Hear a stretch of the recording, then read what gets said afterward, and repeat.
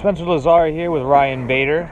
Media Day, Bellator 180, Saturday night. You're fighting a rematch against Phil Davis for the title, the Bellator light heavyweight title. Talk about, facing Phil again, and obviously confident going into this, having a win, and, going for a strap, kind of nice as well. Yeah, I mean, the confidence doesn't come from my last win. It comes from the work I put in since then, and the work I put in this camp in the last, however many years. And so I feel like I've grown a ton in the last 6-7 months, more so than I've grown in the last 5 years previous to that. So that is a factor right there. And mentally, I feel I'm in the best place I've ever been. Physically, obviously, I feel like I'm the best fighter I've ever was at one point. So, here we are, about to prove it. When you say you've improved that much in the 6 months, what can you tell us about specifics about that without giving anything away? Obviously, what are the specifically new coaching staff, drilling, technique drilling is one thing that I've, in the past, is more of like that wrestling, like let's warm up, let's go live, where now it's all right, we're going to do 2-hour drill practices and that's it sometimes.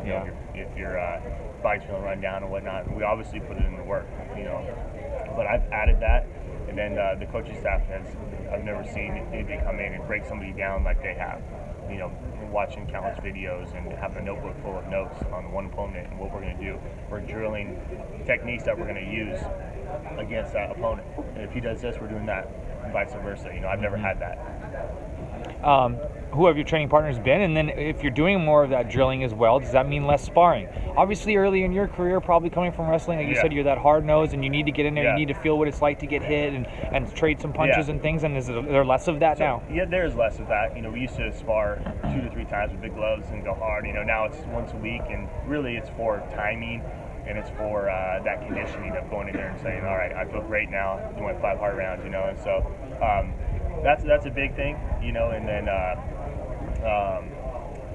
so not less sparring as far as the drilling's taken away of anything else or anything that we need to do that made us successful in the first place, but just being more smart about it.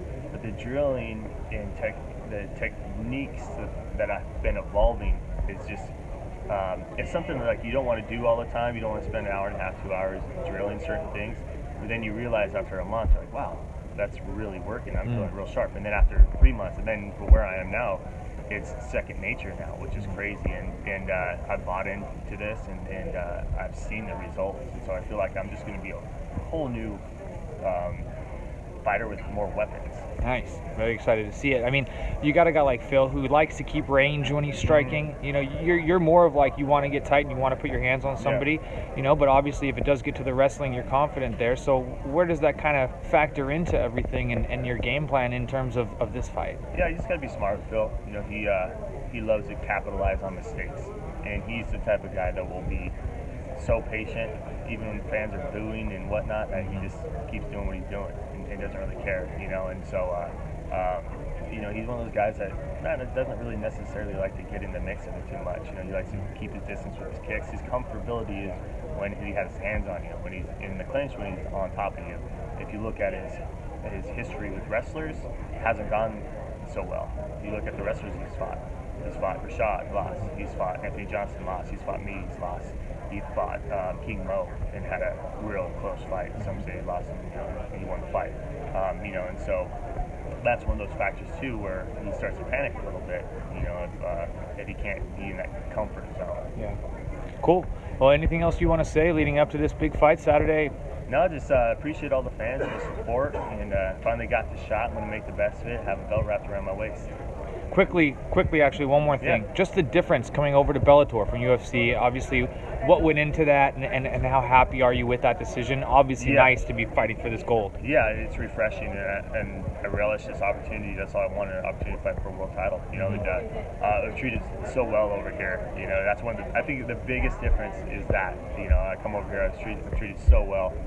If you look around, this is as big or if not bigger than the stuff we were doing in the UFC, and sit here in Media Day and Viacom here, and we're about to fight in Madison Square Garden. It doesn't get any bigger than that. How did sponsors change for you? Because there's obviously a lot of talk about the Reebok and what's going on with that. So for you specifically, how did that change for you? Better? Way better. And I've always done well with sponsors, and Reebok came in, I lost a significant amount of income. So now I'm back right at what I was making in the heyday of sponsorship in the UFC. You know, so that's a definitely a huge welcome. So I'm looking forward to that for sure. All right, thanks, Ryan. Yeah, Appreciate thank the you. time. Good luck. Thank you.